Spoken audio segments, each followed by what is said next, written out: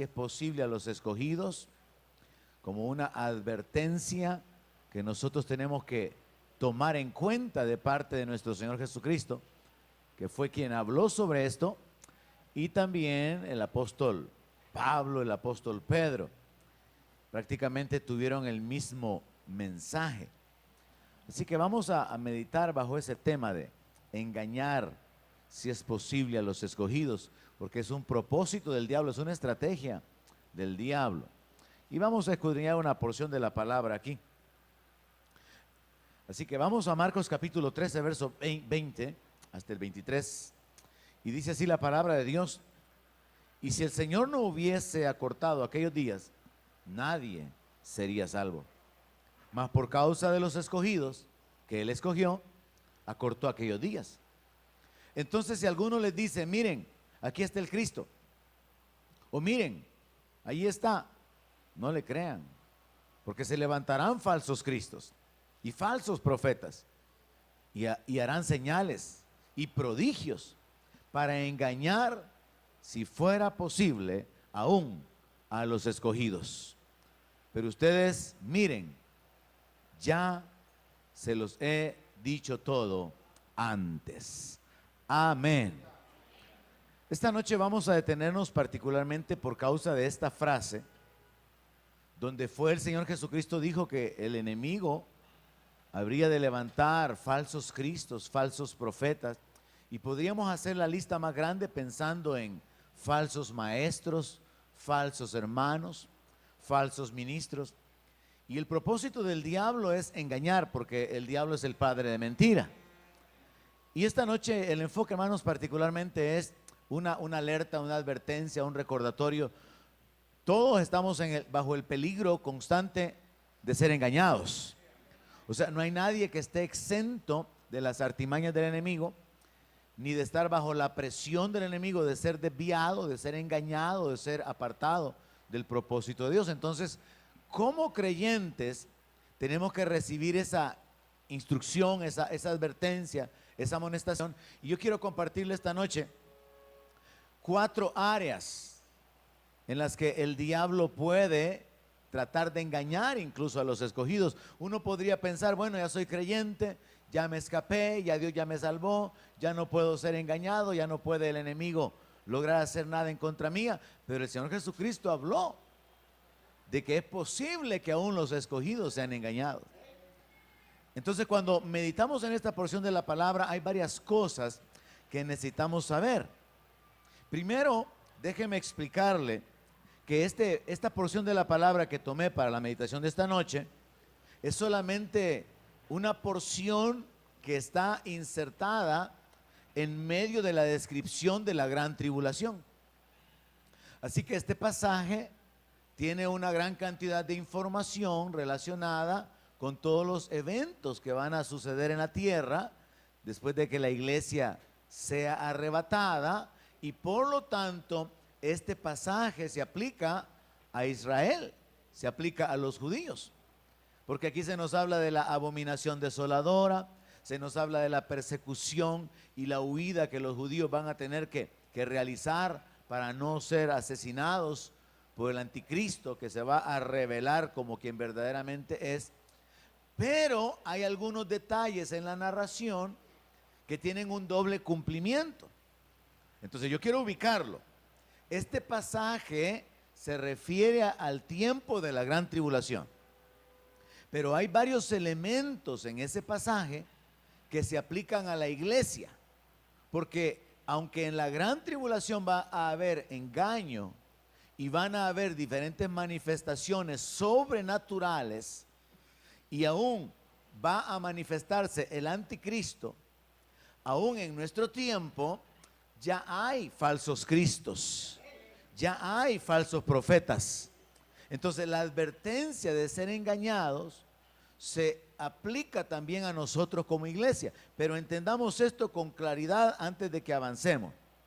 Este pasaje de Marcos capítulo 13, el capítulo 24 y 25 de Mateo y el capítulo 21 de Lucas se refieren a la gran tribulación sobre la tierra. Y la iglesia ya no va a estar en la tierra, porque la iglesia tiene promesa de ser arrebatada, de ser guardada de la hora de prueba que viene sobre el mundo entero. Sin embargo, en la Biblia tenemos que entender esto que yo ya en algún par de ocasiones le he expresado. Hay porciones de la Escritura, particularmente porciones proféticas, que tienen un doble cumplimiento. Se aplican a Israel, pero luego también se aplican a la iglesia. Entonces, aunque hay algunos elementos, de nuevo, en Mateo 24, en Lucas 21 y en Marcos 13, aunque hay algunos elementos que son específicos para Israel, hay algunos elementos que también tienen una doble aplicación y es válido, es correcto como iglesia tomarlos en cuenta. Y uno de ellos es el ser engañados. O sea que aquí, literalmente en el texto que acabo de leer, Jesús le está hablando a los judíos de que ellos van a ser engañados si no tienen cuidado. Pero esa advertencia de ser engañados también se le hace a la iglesia por medio del apóstol Pablo y por medio del apóstol Pedro. Y por eso esta noche vamos a meditar sobre este asunto, porque todo creyente verdadero tiene que cuidar su salvación. Todo aquel que hace que no va a volver atrás. Quizá en algún momento usted ha leído en el periódico que de repente sale un anuncio donde dice: se advierte a la población que está circulando una cantidad de billetes falsos de $20. Y le advierten a la gente que tenga cuidado.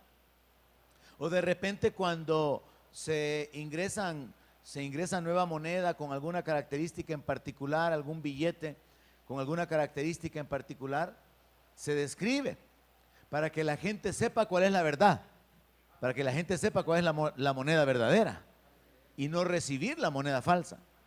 Aplicándolo a lo espiritual, usted tiene que saber lo que es verdadero, hermano. Usted tiene que saber cuál es la doctrina verdadera. Usted tiene que saber dónde usted se encuentra, cuál es la posición correcta de relación con Dios. Si usted conoce la verdad, usted no va a ser engañado. Y por eso es necesario perseverar, por eso es necesario crecer, madurar, para no ser desviados, porque a nosotros nos ha tocado vivir en tiempos difíciles, tiempos de gran apostasía, tiempos de grandes desviaciones doctrinales, hermano, donde se predican un montón de cosas todas atravesadas. Y cosas que son correctas y que son bíblicas, valederas, como por ejemplo la confesión, se llevan a extremos donde las personas se apartan de Dios, se apartan de las promesas de Dios y piensan que solo por hablar las cosas van a suceder. Tenemos tiempo de gran confusión con respecto a la palabra profética, gente que se atreve a usar los elementos, los fenómenos, las circunstancias para atreverse a establecer tiempos. El día de ayer hubo un eclipse, aunque nosotros no pudimos apreciarlo de una manera muy clara, todos se quedaron con la gana, ¿verdad? Allá en los Estados Unidos sí fue visible y por eso le llamaron el gran eclipse de América, porque allá sí atravesó de costa a costa.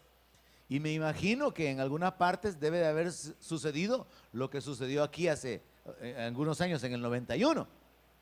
Pero lo que quiero comentarles es que hay gente que ocupa todos estos elementos, lo de las lunas de sangre, para poder crear una alarma, para poder crear enseñanzas así, con una tendencia amarillista, le dicen en el ambiente del periodismo, ¿verdad?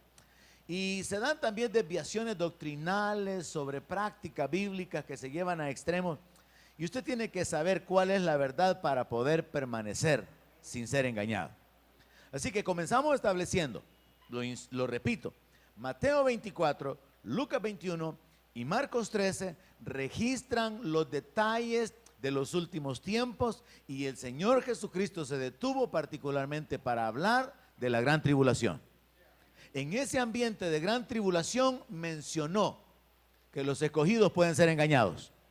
Ahora, los escogidos ahí son los judíos, pero esa misma frase de engañar, si es posible, a los escogidos, la quiero utilizar esta noche para aplicarlo a la iglesia, porque el diablo ya engañó a algunos escogidos y va a seguir trabajando en engañarlos, va a continuar. Entonces esta noche nos vamos a detener en algunas escrituras para poder saber 4 maneras por medio de las cuales el diablo logra desviar a los creyentes. Pero vamos también a hacer énfasis primero un poquitito en el hecho de que en el texto que acabamos de leer, los escogidos son los judíos, pero la iglesia también permanece en esa condición de peligro de ser engañada. También hago énfasis en que la manifestación del Cristo viene a ser como el punto principal del engaño. O sea, vea, el diablo sabe que el reino será establecido. El diablo sabe muchas cosas de la Biblia. ¿Recuerdan ustedes cuando el Señor Jesucristo llegó a la región de los Gadarenos y el demonio habló y le dijo: Jesús ha venido para atormentarnos antes de tiempo? O sea que ellos saben que Jesús tiene autoridad sobre ellos y saben que van a ser atormentados. Entonces los demonios saben que el reino le pertenece al Señor Jesucristo, que Él tiene todo el poder, y se someten a esa autoridad. Pero mientras tiene tiempo, el enemigo va a ocupar cualquier oportunidad para poder desviar a la criatura del Creador, para poder engañar, para poder destruir.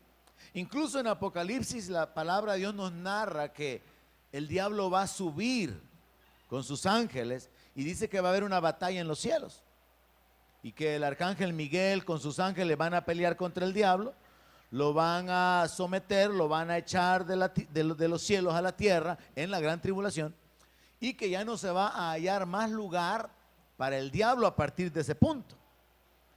Y entonces dice que el diablo viene a la tierra con gran ira, sabiendo que tiene poco tiempo. O sea que el diablo sabe lo que la iglesia debería de saber. Él ya está vencido. El reino viene. Jesús es el rey. A la iglesia se le ha dado poder. El diablo sabe lo que los creyentes deberíamos de saber. Ahora, cuando los creyentes no saben lo que deberíamos de saber, el diablo logra engañarlos. Y por eso es que esta advertencia es importante. Así que el enfoque de la manifestación del Cristo es aprovechado por el diablo para levantar falsos cristos. Porque como él sabe que hay una gran cantidad de gente esperando al Cristo, entonces el diablo va a levantar falsos cristos. Y hay varios actualmente.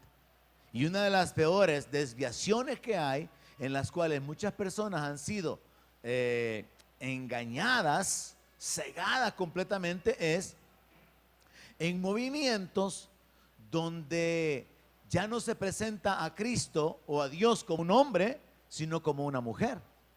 Y es así que actualmente hay un culto muy fuerte allá en el oriente, donde se considera que Dios es una mujer, es una chinita, y la adoran como la madre Dios, y la adoran así literalmente. Un movimiento tremendo. Y aquí en este lado del mundo, pues los seguidores o algunas personas realmente bajo la influencia demoníaca que estuvieron siguiendo a José Luis de Jesús, que dijo que era el anticristo, primero dijo que era el Cristo, después que era el anticristo.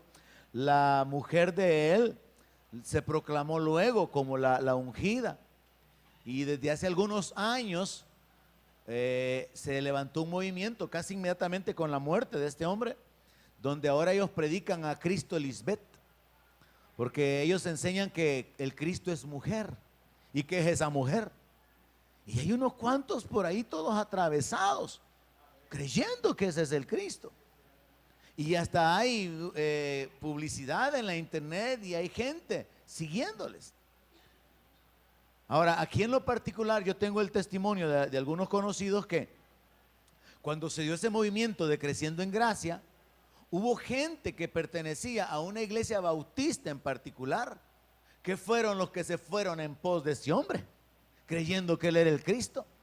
Terminaron tatuándose el 666. ¿Por qué? Porque el enemigo va a ocupar cualquier cosa para poder desviar a la gente. Pero ¿sabe qué es lo que más le sirve al diablo para sus propósitos? La ignorancia de la iglesia. Si la iglesia es ignorante, es fácil engañarlo. Yo recuerdo una ocasión, estaba con mi hermano parado en una parada esperando el bus, valga la redundancia, Y llegó un hombre y nos dice, hey, miren, nos dice, y ustedes no saben aquí dónde puedo cambiar este billete. Un billete de lotería. Como yo era ignorante, yo creo que tenía quizás algunos 13 años en ese entonces. Mi hermano quizás unos 15, 16. Y estábamos ahí en la parada y llega este hombre y miren, y no saben dónde puedo cambiar este billete porque tiene premio, pero no sé a dónde. Y nosotros, cipote, ¿verdad? Nos quería robar, pero nosotros no sabíamos ese truco. ¿Alguien ya sabe del truco del billete premiado? Que le piden a la gente que le dé todo lo que tenga y que se quede con el billete. Y luego el billete no tiene nada. Entonces yo, como un cipote ingenuo, ¿verdad? Cuando el hombre nos hizo la siguiente oferta, es que me han dicho que por aquí es, vénganse con nosotros, vénganse conmigo, y ahí les voy a dar algo. Vamos, le dije yo a mi hermano. Mire, yo no siempre he sido tan listo. Vamos, le dije a Milton. Y él bien bravo, como siempre, ¿verdad? Él sí siempre ha sido bravo. ¿Estás loco vos?, me dijo. Aquí quédate, me dijo. Y yo con ganas de irme. Porque nos dijeron que nos iban a dar dinero al cobrar el billete. Entonces el asunto fue cuando llegamos de regreso a la casa, que él le cuenta a mi mamá, le cuentan a mi papá y me pegan otra gran regañada. Que quería ir yo, que quería que me mataran, que vendieran los órganos, que exportaran mis ojitos. Pero yo no sabía que esa es una estrategia para engañar a la gente. Y hasta el día de hoy funciona y la siguen ocupando, fíjense. Es como la otra, ¿verdad? La de la barra de oro. A un montón de gente se engañan con eso.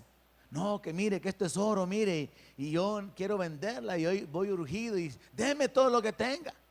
Y la gente cae. Entonces, ¿por qué? Porque el diablo va a ocupar la ignorancia y la gente astuta también ocupa la ignorancia para sacar provecho. Así que, hermanos, esta noche enfoquémonos como una amonestación, una advertencia. No sea ignorante. Amén. Llénese del conocimiento de la palabra de Dios. Afírmese y determínese a permanecer. Dice la palabra de Dios entonces acá que se van a levantar falsos cristos, se van a levantar falsos profetas, dice la Escritura. Y es el diablo quien va a levantar esos ministros.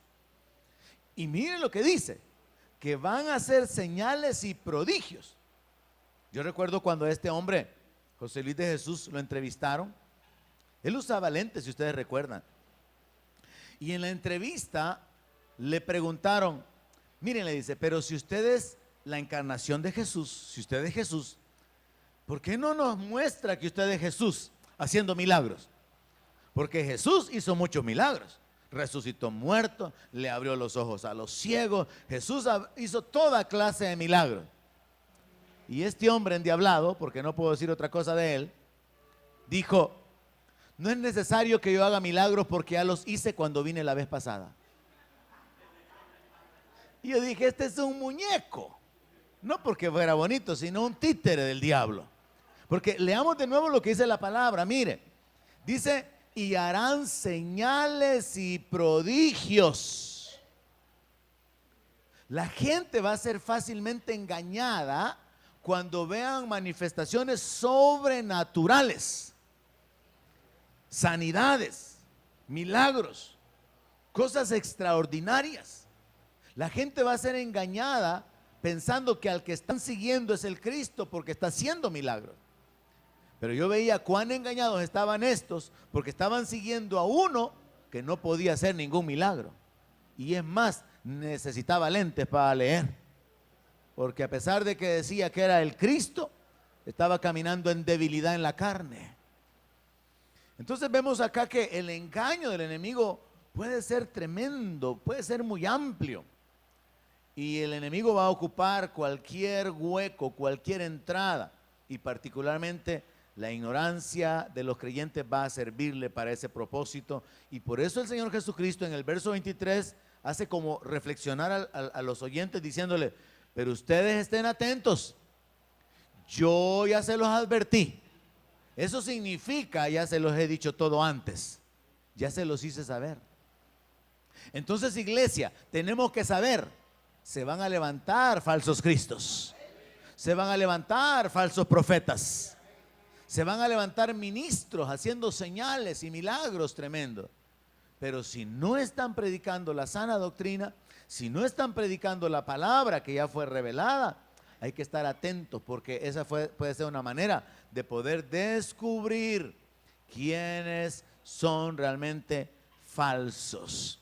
Así que hemos establecido la base de que este pasaje tiene una doble aplicación. Se aplica a Israel particularmente y específicamente, pero algunas instrucciones se aplican a la iglesia. Y bajo el enfoque de que los escogidos pueden ser engañados, quiero mostrarle 4 áreas para que usted medite. No vaya a ser que a usted el diablo ya le puso una pitita y lo esté jalando por ahí para algún lado. Porque hay 4 áreas específicas o 4 áreas principales. La primera de ellas, 2 Corintios 11:3, la voy a llamar una devoción parcial. El diablo puede llevar al creyente a un punto donde le hace entender o creer que no es necesario que se apasione con el evangelio ni con el Señor, hombre. Que no es necesario que haya una entrega así tan radical. Eso sería igual como que a usted le hagan un trasplante de órgano porque estaba a punto de morir. Y después de que reciba el órgano, le digan, pero mire, usted no vaya a pensar que tiene que estarle dando las gracias a la persona que le dio el órgano todos los días de su vida. No, usted dé las gracias y punto, ya estuvo. Ni modo que se convierta en un esclavo de la persona y todo el día, mire, gracias por el riñón que me dio y gracias. No, usted tranquilo, ya se lo regaló, punto.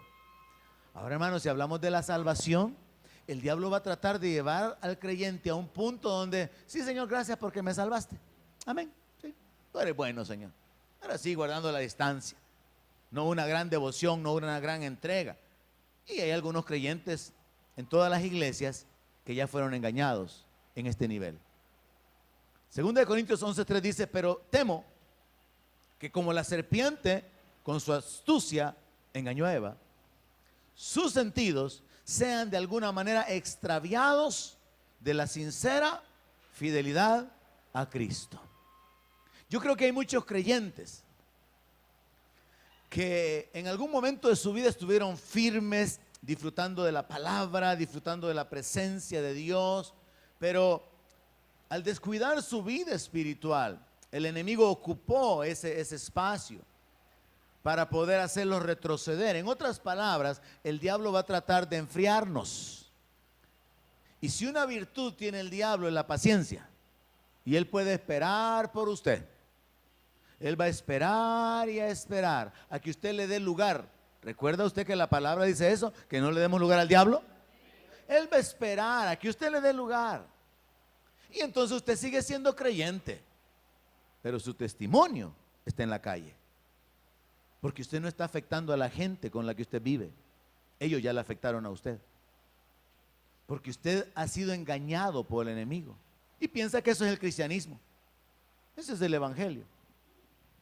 La forma en que usted vive, según el enemigo ha minado su mente, puede ser un estilo de vida que usted piensa, no, si yo, ¿cómo no el Señor? Dios, no hay ni cómo defenderse, ¿verdad? Porque el enemigo ya lo ha llevado a un punto, lo ha colocado en un punto donde aunque no haya una gran comunión con Dios, ni existe una devoción, una entrega, una pasión mucho menos, el enemigo le hace creer que no, si usted es una buena persona. Y generalmente el diablo ocupa esa trampa, mire. Hace que el creyente piense de esta manera: ay, hermano, pero es que si usted supiera cómo era yo antes. No, hombre, como quien dice, mire el gran milagro que soy ahora. Como que comparado con lo que antes era, mire y diga que ahora soy la gran cosa. Pero el Señor todavía no ha terminado la obra que quiere hacer en su vida, y usted no debería de detenerse en ese proceso de transformación, ni en el proceso de santificación, de limpieza, de purificación. Porque la palabra de Dios dice, sed santo como Él es santo. No dice límpiense un poquito. Imagínense que en nuestro ambiente hay muchas personas que se acostumbran a tomar agua filtrada porque consideran que es muy dañina la del chorro, ¿verdad? Y entonces supóngase usted que usted ya está acostumbrado al agua cristal, pero lanzan una nueva marca, más barata, de a dólar el galón y le dicen 90% de pureza, 10% de agua reciclada. ¿Se la tomaría usted? Ya sabiendo. No me contestan. ¿Cuántos se tomarían el agua 90% pura y 10% reciclada? Levanten la mano. Ninguno. Ahora, la gente que vende agua asegura 99.99 de pureza. Y es mentira. Pero el punto es, ¿por qué Dios se va a conformar con que nosotros estemos 50% convertidos y 50% mundanos? Va, pongámosle 60 para que él gane, pues 60, 70 convertidos. No, si hoy hablo poquitas malas palabras. No, hoy voy menos al baile. No, hoy fumo más poquito. No, hoy solo tomo cuando es mi cumpleaños. ¿Cómo podríamos creer que Dios se va a conformar si Dios es santo y el pecado no puede permanecer delante de su presencia con que estemos medio convertidos?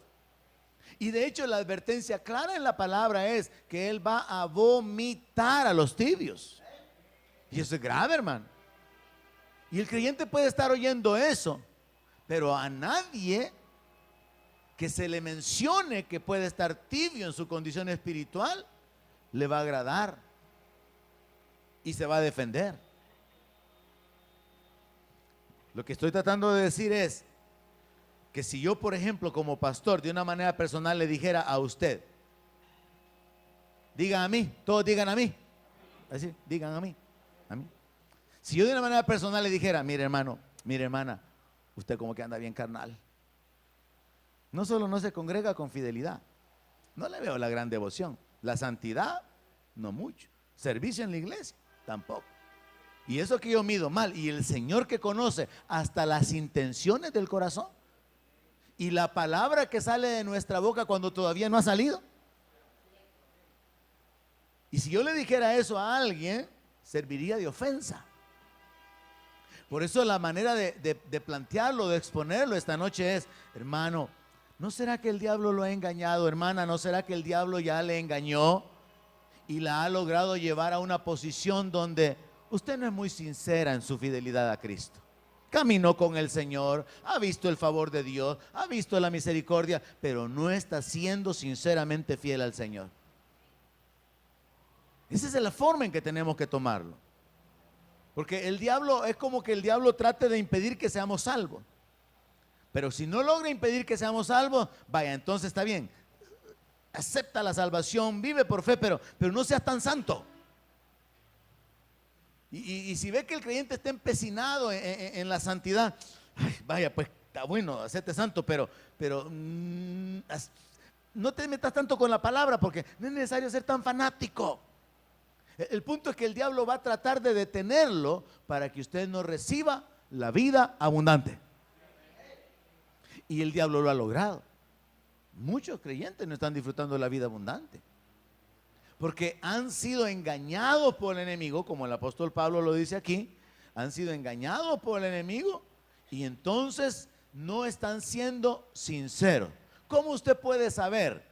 ¿Cuáles son algunas de las evidencias que servirían para probar que usted no está muy consagrado, muy dedicado? No hay deleite en la adoración. En su casa no hay música cristiana, pero sí hay música pagana o mundana. No hay deleite mientras está aquí porque no tiene la libertad para adorar a Dios. Porque usted sabe que Dios sabe que usted está caminando lejos. Y entonces le pasa lo que le pasó al apóstol Pedro cuando negó al Señor. La Biblia dice que Pedro le seguía de lejos. Cuando el diablo logra que usted sea infiel al Señor o medio fiel, medio comprometido, el diablo mismo se va a encargar de que usted sienta vergüenza de adorar al Señor y no va a tener la libertad de hacerlo cuando estamos aquí. Y si no lo hace aquí, menos lo va a hacer en su casa. Si no lo hace en un ambiente donde no hay obstáculos, menos lo va a hacer cuando usted esté sola, cuando usted esté solo. Y el diablo ya le ganó la batalla en esa área. Caminó con el Señor, sigue creyendo en el Señor, no estoy diciendo que no cree. Pero el enemigo con su astucia logra que muchos creyentes sean extraviados y ya no sean sinceramente fieles al Señor. ¿De qué otra manera usted puede saberlo? No tiene un interés por la revelación de la palabra. Hubo un momento en que sí se deleitaba, encontraba la palabra, para usted era algo nuevo, promesas, bendiciones, pero ahora con tantas ocupaciones y preocupaciones que tiene, que va a andar usted anhelando revelación. ¿De qué otra manera se puede saber? No hay así como una determinación de ocuparse del Espíritu. Pablo escribe en la carta a los Romanos que el ocuparse del Espíritu es vida y paz, y el ocuparse de la carne es muerte. Pero hay creyentes que son más disciplinados en áreas de la carne, en áreas del mundo, que en aspectos relacionados con el Espíritu. Hay creyentes que son más disciplinados en las cosas terrenales. Por ejemplo, alguien puede ser bien disciplinado en mantener una dieta. Alguien puede ser muy disciplinado en el gimnasio, porque saben que si no, no funciona. Pero a la iglesia no les importa ir. A la palabra no les importa o no les hace falta no ir. A veces los creyentes son disciplinados en cuanto al trabajo, al atender los clientes, lo que produce las finanzas. Pero con el Señor no son tan fieles. Si alguien les pide que hagan algo y le da una hora específica, ahí voy a estar. Ahí estaré, cuente conmigo. Pero con el Señor no importa la hora. Entonces no hay una fidelidad verdadera ante el Señor. Por eso es que el apóstol Pablo en la segunda carta a los Corintios, donde estamos en el capítulo 7, verso 1, dio una instrucción que es la que tenemos que tomar en cuenta, hermanos. Mire lo que escribió el apóstol Pablo. Así que, amados, puesto que tenemos tales promesas, limpiémonos de toda contaminación de carne y de espíritu, perfeccionando la santidad en el temor de Dios. No leamos este texto así superficialmente. ¿Qué está diciendo el apóstol? Que hay que limpiarnos. Y vea el enfoque. Limpiarnos de contaminación de carne y de espíritu. Porque a veces la gente piensa en que los pecados solamente son a nivel del cuerpo, a nivel carnal. Pero la Biblia habla de contaminaciones de carne y de espíritu. El diablo no tiene carne y pecó. El orgullo es un pecado espiritual. ¿Y qué está diciendo el apóstol Pablo? Que tenemos que tomar esa determinación, ya que tenemos promesas de parte de Dios, tenemos que trabajar en limpiar nuestra vida continuamente, limpiándonos de todo aquello que contamina nuestra carne, nuestra vida física, pero también todo aquello que fluye, nace o permitimos que esté en nuestro corazón, todo lo espiritual. Y vean la frase que ocupa el apóstol: perfeccionando la santidad en el temor de Dios. Perfeccionando la santidad. O sea, ¿qué es lo que está diciendo? Que la santidad sea perfecta, completa. ¿Cómo? En el temor de Dios. Así que, hermanos, el primer punto queda cubierto con esto. El diablo va a tratar de que usted no sea fiel al Señor, pero de usted depende tomar la determinación. Yo voy a limpiarme más cada día. No voy a presumir que soy santo, perfecto, que soy mejor que nadie. Pero Dios sabe que en mi corazón yo estoy determinado a proseguir a la meta. Dejo atrás el pasado, no estoy cometiendo los mismos errores del pasado. Voy hacia adelante. Estoy determinado con todo el deseo de ser mejor cada día. No de conformarme con el cristianito que soy ahora, no de conformarme con el cristianismo que estoy viviendo actualmente, sino que quiero ser perfeccionado. Amén. La segunda forma en que el diablo engaña al mundo, engaña a los creyentes, es inclinándolos para que tengan preferencias por el mundo. Segunda de Timoteo, capítulo 4, verso 10. El apóstol Pablo escribió que un colaborador de él muy cercano llamado Demas lo había desamparado. Y él explica cuál es la razón. ¿Y cuál es esa razón? Amó el mundo. Demas me ha desamparado, amando este mundo. La segunda forma en la cual el diablo engaña a los creyentes es poniéndole los atractivos del mundo. Y aquí entendamos, hermanos, que el apóstol Juan escribió acerca de no amar al mundo ni las cosas del mundo. Y entonces establezcamos lo siguiente, estemos claros en lo siguiente. El mundo, el cosmos, es un sistema de valores. Es el sistema que está bajo el dominio del diablo. Porque mire, la Biblia dice que no amemos al mundo, pero por otro lado dice que Dios amó al mundo. Entonces la palabra mundo tiene varias aplicaciones. La palabra mundo puede significar el planeta, puede significar la humanidad, o puede significar el sistema de valores y de cosas, la sociedad en la que vivimos. Entonces, el diablo puede lograr que el creyente se acomode, y es la segunda forma de engañarlo. La primera es extraviarlo para que no sean fieles al Señor. La segunda es inclinarlos para que prefieran el mundo. Y entonces el enemigo va a hacer que el creyente que no está bien parado en la palabra camine según este sistema, valore el sistema del diablo, un sistema de injusticias, un sistema de engaño, un sistema donde se valora la posición, las posesiones, la fama, la desnudez, la inmoralidad. Todos esos son parte de los esquemas del mundo.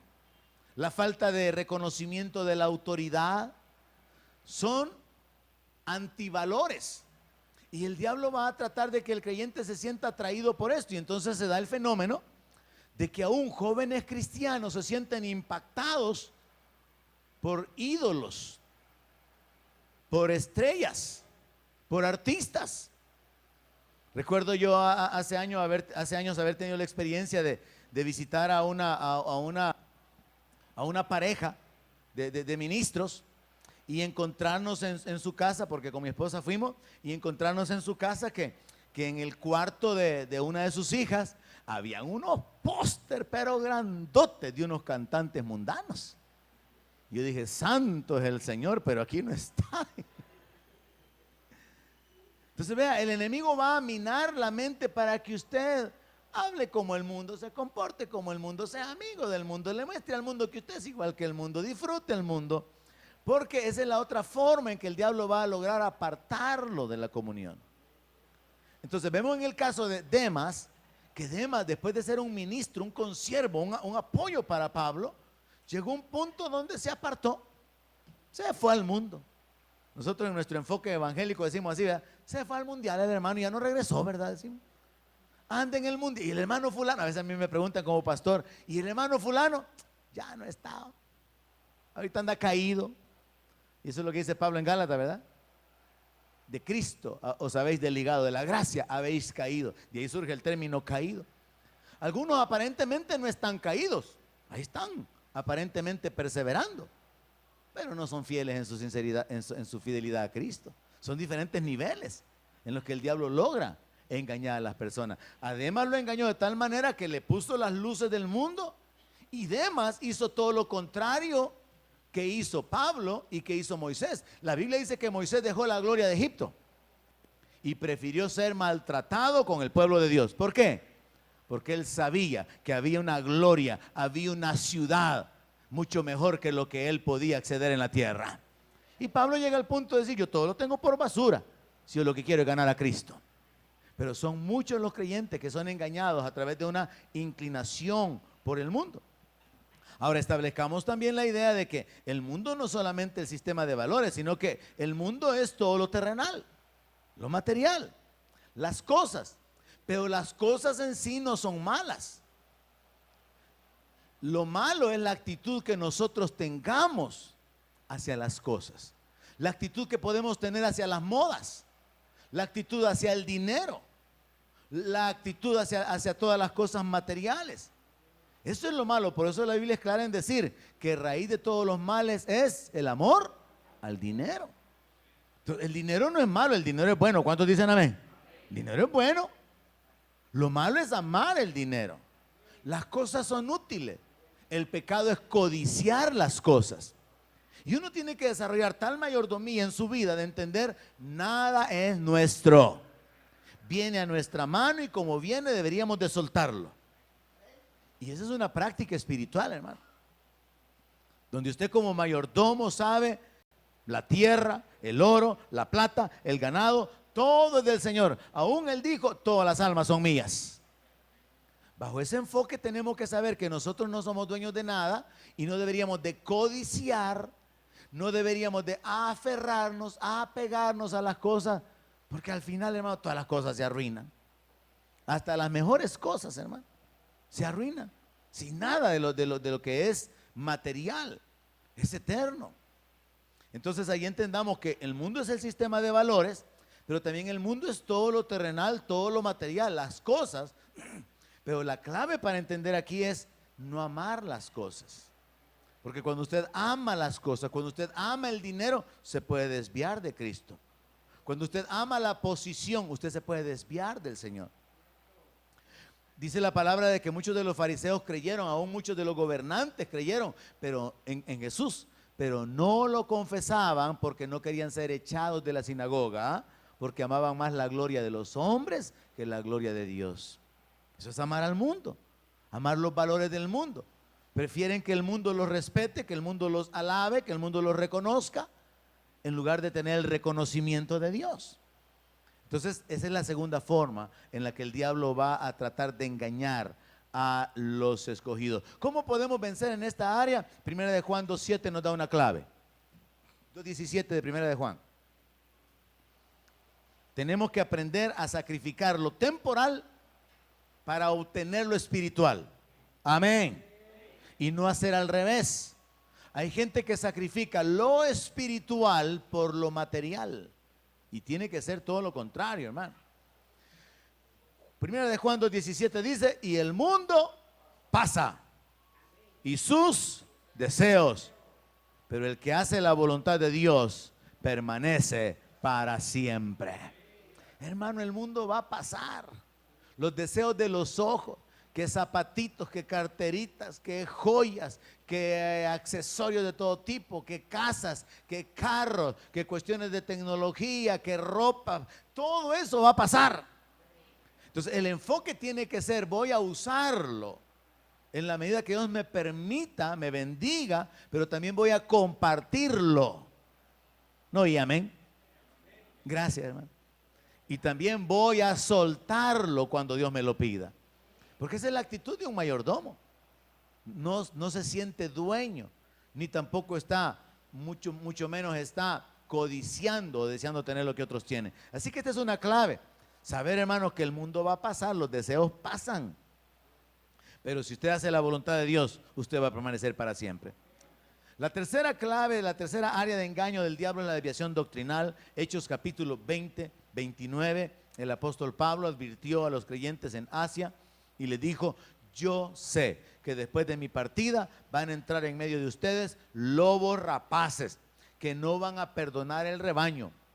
Y de ustedes mismos se van a levantar hombres que van a hablar cosas perversas para arrastrar tras sí a los discípulos. Yo a veces me pongo un poco celoso, un poco molesto cuando alguien viene y me dice, pastor, fíjese que estaba oyendo al pastor fulano de tal. Y me pongo celoso no porque oiga a otro, sino porque yo digo, y no se ha dado cuenta lo que está hablando ese hombre. Usted tiene que tener discernimiento para saber qué oye, hermano. ¿Y sabe cuándo me pongo más enojado todavía? Pero usted no me lo ha detectado. Cuando me dicen, usted es igual que fulano de tal, ahí sí me caen mal. Ahí sí, hermano. Así que tenga cuidado con esos elogios hacia mí, oye. Usted se parece al pastor fulano de tal. Y yo digo, si él no es pastor, es una cabra que tiene un montón de cabritos. Entonces usted tiene que tener discernimiento que es lo que está escuchando. Pablo les dice, se van a levantar hombres que hablen cosas perversas. Y miren lo que Pedro escribió, segunda de Pedro 2:1. Pedro les dice, miren, les dice, allá en el antiguo tiempo, allá en Israel, hubieron falsos profetas entre el pueblo. Y de la misma manera habrá entre ustedes falsos maestros que van a introducir, oiga esta palabra, encubiertamente herejías destructoras. Encubiertamente, o sea que la mentira doctrinal viene envuelta en verdades. Pero el que la mentira se conecte con verdades no la convierte en verdad, sigue siendo una mentira. Y aquí es donde el creyente tiene que estar bien cimentado en la sana doctrina, hermano. Y este es el problema, que el creyente promedio que anda amando al mundo y ocupado en el mundo y que ha sido extraviado de su sincera fidelidad a Cristo, ¿cómo va a estar bien plantado en la sana doctrina? Le va a llegar su nueva revelación de algún su amigo, de alguna su amiga, y va a pensar que esto es lo que Dios está hablando, lo que el Espíritu Santo está revelando a la iglesia hoy, por no conocer la verdad. Y hay un montón de movimientos y un montón de enseñanzas, y vale la pena profundizar en esto y darles ejemplos sobre estas áreas, a manera de advertir de una manera más clara. El apóstol Pedro continúa diciendo que algunos incluso iban a llegar al punto de negar al Señor que los rescató, atrayendo sobre sí mismos destrucción repentina. Verso 2, y muchos van a seguir sus disoluciones, por causa de los cuales el camino de la verdad será blasfemado. Mire, mucha gente habla mal del evangelio ahora, porque han tenido malas experiencias, han tenido contacto con una pseudo iglesia evangélica y han tenido enseñanzas que no están fundamentadas en la palabra. Y entonces la gente habla mal, no solo de la iglesia, de los líderes, y al final hasta hablan mal hasta de Dios. Verso 3, mire qué tremendo. Dice que este tipo de personas, por avaricia, van a hacer mercadería de los creyentes. ¿Y qué es mercadería? Es algo que se vende y que se compra. Y nosotros estamos viviendo en ese tiempo ahora. Pero el creyente que no está siendo sincero en su fidelidad a Cristo, ni aquel que esté entretenido en el mundo, se dan cuenta de que hay una gran cantidad de movimientos cristianos con ministros famosos y de gran influencia que están metiendo herejías, que están enseñando cosas contrarias a la palabra, y el creyente acepta esa verdad, acepta esa declaración como verdad, mejor dicho, o esa enseñanza como verdad, porque no conoce la palabra. Y ahí es donde tenemos que tomarlo, como dije al principio de la meditación, como una exhortación, hermanos, a que nos ocupemos de nuestra salvación, a que nos ocupemos del conocimiento de la sana doctrina. Dice, por avaricia harán mercadería de ustedes con palabras fingidas. Sobre los tales ya de largo tiempo la condenación no se tarda y su perdición no se duerme. Sí, es cierto, Dios va a traer juicio sobre esas personas, pero eso no anula que van a ser engañados algunos escogidos. Y hay gente que ha sido removida doctrinalmente de una posición correcta y luego salen desviados con cosas que son contrarias a la palabra de Dios. Le prometo que va a haber una segunda parte con ejemplos sobre esto. La última parte para concluir esta noche, la cuarta forma en la que el diablo engaña a los escogidos es a través de la confusión espiritual. La tercera era la confusión doctrinal o desviación doctrinal. Y la cuarta es la confusión espiritual.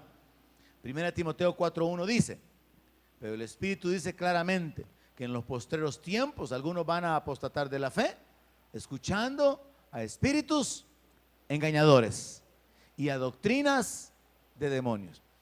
Actualmente, y como parte del material que yo utilizo en la clase de confusión de las cosas espirituales, yo tengo una recopilación de videos donde hay un montón de iglesias donde se dan una serie de cosas o de manifestaciones y de experiencias que a veces pueden ser simplemente emocionales, muy humanas, pero a veces ya no son humanas, son demoníacas y se le atribuyen a Dios. Y se cree que es la presencia de Dios la que está ministrando a la gente. Y es un éxtasis y es un descontrol donde en realidad no es el Espíritu Santo el que se está moviendo. Por eso le prometo que tendremos la segunda parte con materiales con respecto a esto. Pero esta noche establezco la base. Jesús advirtió que el diablo va a engañar, si es posible, a los escogidos.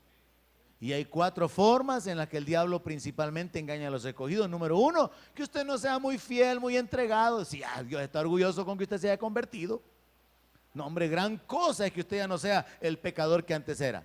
Sin esa devoción, sin esa pasión. Así está bueno, no es necesario más. Número 2, que ame al mundo, que se ocupe más de lo material, que se ocupe más de lo terrenal.